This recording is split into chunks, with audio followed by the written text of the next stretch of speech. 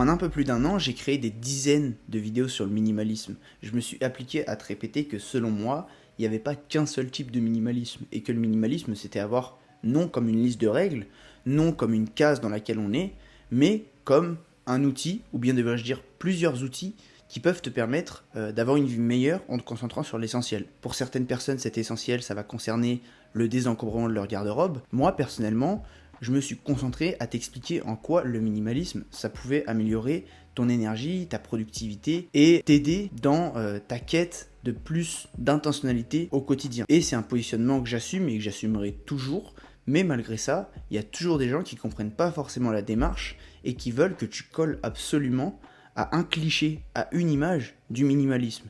L'image Marie Kondo, la magie du rangement, l'image pliage vertical et l'image frugalisme. C'est pas ma pratique du minimalisme et il y a pas mal de choses avec lesquelles je suis pas en accord au quotidien. Non pas que je les rejette, mais c'est juste que ça m'intéresse moins ou que j'ai pas forcément encore eu le temps de m'y pencher. Donc aujourd'hui on va donner un peu de grain à moudre à toutes ces personnes qui disent que je ne suis pas minimaliste et je vais te dire sur quel point, un peu cliché du minimalisme, je n'applique pas cette philosophie à ma vie. Le premier point, c'est que j'ai pas l'œil en permanence sur mes dépenses. Je sais qu'il y a beaucoup de minimalistes qui appliquent le frugalisme à leur vie, et je respecte, mais personnellement j'ai une vision un peu différente de la chose, et j'en parlais dans une vidéo qui était sortie il y a quelques mois, dans laquelle je parlais d'un livre qui s'appelle Die With Zero, et dans laquelle j'expliquais que l'argent, c'était en soi fait pour être dépensé. Je pense qu'il ne faut pas tomber dans l'économie compulsive, parce que beaucoup de minimalistes tombent dans l'écueil inverse, quand ils se mettent à avoir une vie plus intentionnelle, c'est qu'ils se mettent à avoir peur de la dépense. Mais selon moi, le minimalisme, c'est pas ne rien dépenser. Le minimaliste, il va dépenser moins mais mieux dans ce qui lui tient vraiment à cœur. Personnellement, ce qui me tient vraiment à cœur, et ce dont je suis persuadé peut contribuer à mon bonheur sur le long terme, c'est par exemple les expériences. Je peux dépenser beaucoup d'argent dans certaines expériences. Je peux aussi dépenser beaucoup d'argent dans des choses qui vont me faciliter la vie au quotidien. Je pense notamment à du matériel vidéo, du matériel pour le travail. Mais l'important pour moi, c'est d'avoir déterminé au préalable sur quelles dépenses j'étais ok de mettre un gros budget. Mais je vais pas avoir toujours l'œil sur mes économies. Je sais juste quelle partie de ce que je gagne, j'ai envie de mettre de côté, j'ai envie d'investir dans certaines choses. Donc c'est mon avis sur la chose, j'ai pas une vision très frugaliste des dépenses, et on me l'a déjà fait remarquer. Que veux-tu, chacun sa vision, je pense que l'important c'est juste de respecter le point de vue de chacun.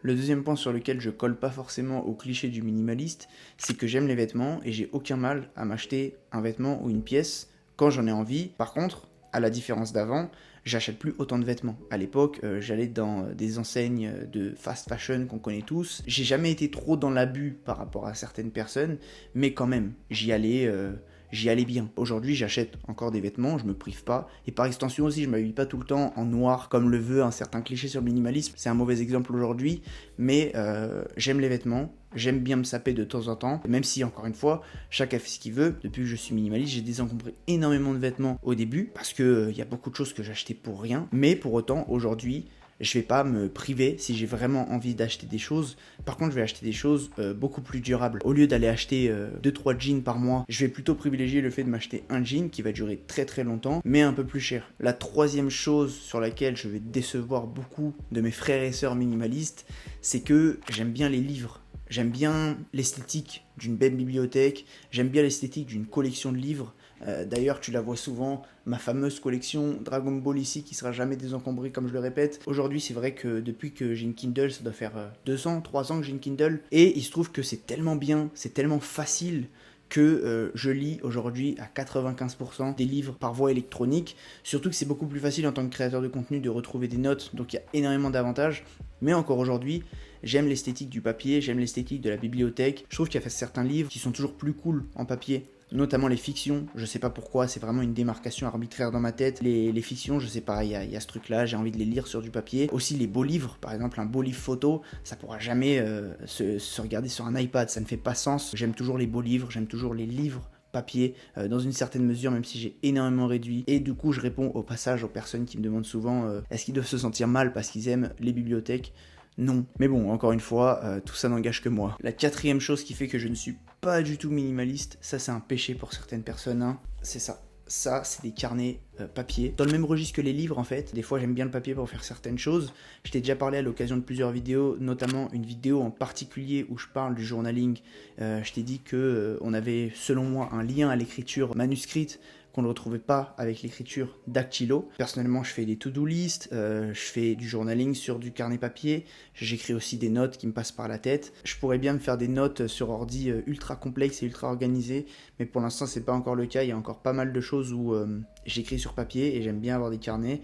Je sais pas ce que je vais en faire au fur et à mesure que je les accumule. Pour l'instant, je les garde, mais je pense que je vais les jeter au fur et à mesure parce qu'en vrai, ça sert à rien. Notamment mes journaux dans lesquels je me replonge quasiment jamais. Mais pareil que les livres, en fait, un peu au feeling. Des fois, je sens que je dois écrire sur du papier. Des fois, j'écris sur ordi, donc j'exclus vraiment pas le fait d'écrire dans des journaux. Et j'ai beaucoup de carnets. Enfin, j'en ai beaucoup, ça va. J'en ai 3-4. Sur ça, c'est un peu péché, hein. En tant que minimaliste, ah là là, je rentre pas dans les cases. Le 5e point noir dans ma pratique du minimalisme, et ça, je sais que ça va faire grincer les dents. Et je suis désolé d'avance parce que je sais que beaucoup de gens prennent ce sujet beaucoup à cœur. C'est que je ne suis pas particulièrement écolo. En tout cas, je ne le conscientise pas au quotidien. D'ailleurs, j'en profite avec cette vidéo pour répondre aux personnes qui me demandent de parler de minimalisme et écologie. Eh bien, je ne le ferai pas pour au moins 2 raisons. La première, c'est pas parce que ça m'intéresse pas. Vraiment, ça m'intéresse comme je pense tout le monde. Enfin, on est obligé aujourd'hui de s'intéresser un petit peu à cette question. Mais c'est que je me sens pas très légitime, en fait, à parler de ça. Et la deuxième raison, c'est que c'est juste pas le positionnement de ma chaîne. Et c'est pas pour ça que je suis devenu minimaliste en premier lieu. Par contre, je pense vraiment que le lien d'intentionnalité prôné par le minimalisme, c'est-à-dire le fait de faire des achats réfléchis au quotidien et de toujours être intentionnel avec nos actions, ça pousse vers une consommation plus responsable. Par exemple, je te parlais juste avant de ma consommation de vêtements. Je suis passé de 4 jeans par mois, j'abuse à peine, hein, à un jean solide et durable pour plusieurs années. Donc mécaniquement, je pense totalement qu'en intégrant plus d'intentionnalité à ton quotidien, tu vas avoir un impact sur la planète plus positif qu'avant. Parce que ça englobe certaines valeurs, notamment le fait de consommer, par exemple dans mon cas, des produits de qualité, des bons produits, privilégier des circuits courts, d'accepter que certaines choses prennent du temps, d'accepter de faire certains sacrifices au quotidien pour certaines valeurs, sans forcément prioriser la valeur écologie, mais quand même en ayant un impact écologique positif. Donc c'est pas quelque chose que je conscientise au quotidien, mais je pense quand même que c'est quelque chose auquel il faut penser. Et encore une fois, je pense pas en parler de manière directe parce que je ne me trouve pas vraiment légitime. Voilà pour cette petite vidéo, encore une fois, je le répète et je le répéterai toujours, le minimalisme est une boîte à outils. C'est un moyen pour arriver à certaines fins. Les fins sont différentes pour tout le monde et chacun a son propre minimalisme au quotidien. Prends les outils qui te plaisent dans le minimalisme, que ce soit sur ma chaîne ou sur la chaîne d'autres créateurs de contenu, et applique-les à ta vie si tu sens vraiment que cette philosophie de l'essentiel, ça peut te permettre d'améliorer ta vie. Si tu sens que ça devient trop restrictif, n'applique juste pas certaines choses à ta vie. Personnellement, je trouve ça trop restrictif d'avoir que 3 t-shirts par exemple, comme je te disais avant, j'aime bien les vêtements, donc je continue à, de temps en temps, quand ça me plaît, évidemment avec toujours de l'intentionnalité, d'acheter des vêtements. C'est qu'un exemple parmi tant d'autres, mais c'est pas censé te restreindre. Continue à te faire plaisir tout en étant en accord avec tes valeurs et c'est ça qui compte selon moi. Si cette vidéo t'a plu, tu peux me dire sur quel point un petit peu cliché du minimalisme tu te retrouves pas forcément au quotidien. Encore une fois, c'est ok hein, si tu t'y retrouves pas et si tu veux pas forcément appliquer tel ou tel outil à ta vie. Cette vidéo, c'était une vidéo un peu plus légère que d'habitude. Ça me faisait un peu rire de répondre aux personnes qui comprennent pas forcément la démarche et qui viennent te dire que t'es pas minimaliste pour X ou Y raison. Franchement, suis ton chemin, prends les outils du minimalisme qui te plaisent et applique-les à ta vie. Et ça se passera très bien, tout simplement. J'en profite aussi pour te remercier et pour tous vous remercier 10 000 fois, parce qu'on est un peu plus de 10 000 maintenant sur la chaîne.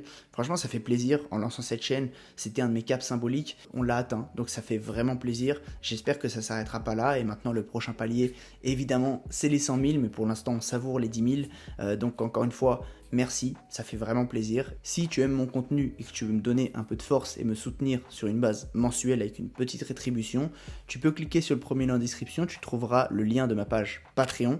Patreon, c'est une plateforme sur laquelle je partage du contenu supplémentaire, parfois sur des formats différents que le format YouTube, qui est un format souvent assez codifié, donc je parle avec un peu plus de liberté et de légèreté là-bas. Si ça t'intéresse, n'hésite pas à cliquer sur le premier lien en description. Laisse-moi un petit j'aime, abonne-toi à ma chaîne et partage cette vidéo si elle t'a plu. Ces petites actions pour toi m'aident énormément, donc je t'en serai extrêmement reconnaissant. De mon côté, je te dis à la semaine prochaine pour une nouvelle vidéo. Ça là, c'est pas un placement de produit, hein. Ça c'est vraiment bon ça. C'est une sorte de... c'est un soda en fait, faut dire la vérité. Je suis pas très soda de base, mais ça c'est un soda déguisé en eau pétillante. Donc tu bois ça, tu crois que c'est bon pour la santé. C'est aussi pourri que les sodas. Bref. Oh, ASMR.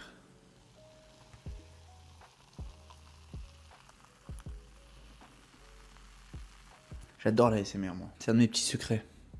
J'adore la ASMR. Bref.